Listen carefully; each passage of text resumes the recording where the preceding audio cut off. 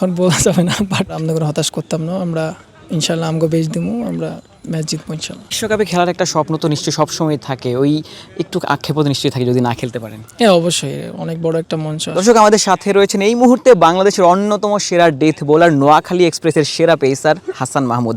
হাসানের সাথে কথা বলবো। বিপিএলে দুর্দান্ত বোলিং করছেন হাসান। আমরা দেখছিলাম আউট সুইং, ইন সুইং, একদম সাপের মতো আপনার বল সুইং করছিল। এর পেছনে রহস্যটা কি আসলে? এটা আসলে পেছনে যে রহস্যটা সেটা আসলে এখন বলা যাবে না, বাট এটা অনেক প্র্যাকটিসের বিষয়। আর মানে আপনি নতুন বলে অনেক প্র্যাকটিস করা লাগে, অনেক বোলিং করা লাগে।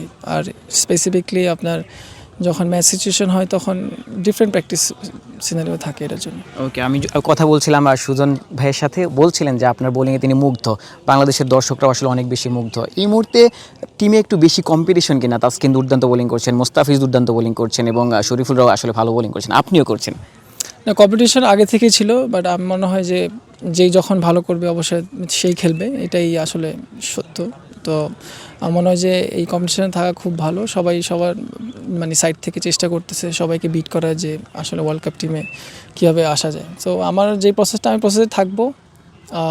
আরও ম্যাচ আছে বিপিএলের, আমি চাই যে আমি আমার প্রসেসে থাকি, বোলিং করি, দলকে জেতানোর জন্য যতটুকু দরকার সেই বেস্টটা দিব ইনশাল্লাহ। বিশ্বকাপে খেলার একটা স্বপ্ন তো নিশ্চয়ই সবসময় থাকে, ওই একটু আক্ষেপও তো নিশ্চয়ই থাকে যদি না খেলতে পারেন। হ্যাঁ, অবশ্যই অনেক বড় একটা মঞ্চ। খালি কিন্তু আসলে প্রথম 3টা ম্যাচ হেরে গেছে, ওই দর্শকদের জন্য কি বলবেন? নিশ্চিতভাবে ঘুরে দাঁড়াতে চাইবেন?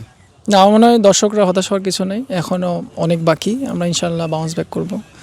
আর সবাই সাপোর্ট করতে থাকেন সবার মন থেকে, আর ইনশাল্লাহ আমরা এগিয়ে আসবো। মোহাম্মদ নবী যোগ দিয়েছেন, সৌম্য সরকার যোগ দিয়েছেন।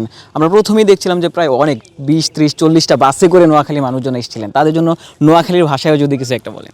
না, নোয়াখালীরা আমগরে সাপোর্ট করতে থাকবেন। আমরা আমগরে হতাশ করতাম না। আমরা ইনশাল্লাহ আমগো বেচ দিমু, আমরা ম্যাচ জিতবো ইনশাল্লাহ।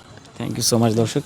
হাসান মাহমুদ আমাদের সাথে ছিলেন, থ্যাংক ইউ সো মাচ। দর্শক শুনছিলেন, হাসান ছিলেন আমাদের সাথে। তিনি এই মুহূর্তে দুর্দান্ত বোলিং করছেন, বলা যায় এই মুহূর্তে ডেথ বোলিংয়ে তিনি অন্যতম সেরা বোলার। ওয়ার্ল্ড কাপ স্কোয়াডে যদি না থাকেন সেক্ষেত্রে খানিকটা আক্ষেপ হয়তো তার থাকবে, তবে নোয়াখালীবাসীর প্রতি তিনি দারুণ একটা বার্তা দিয়েছেন। তারা ম্যাচ জিততে চান, বিপিএলে ঘুরে দাঁড়াতে চান। আশিক সারওয়ার, নিউজ 24।